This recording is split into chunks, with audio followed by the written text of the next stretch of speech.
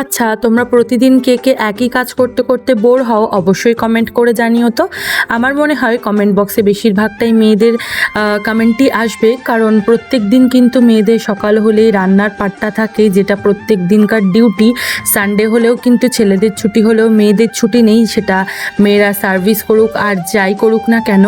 সকাল হলেই কি রান্না করব, সবার পাতে কি খেতে দেব, এটা নিয়েই কিন্তু ভাবতে ভাবতে রাতটা কাবার হয়ে যায়, আর সকালে উঠেই কিন্তু ডিউটি স্টার্ট।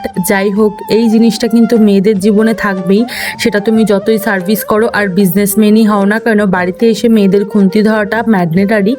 যাই হোক, আজকে কিন্তু আমি ছুটি পেয়েছিলাম, ভেবেছিলাম বর আর মা মিলে দুজন মিলেই কিন্তু আজকে রান্নাটা করবে, তো মাঝে মাঝে আমি একটু হেল্প করে দিচ্ছিলাম, আর ওরা দুজনেই কিন্তু সুন্দর করে চিকেনটা রান্না করেছিল।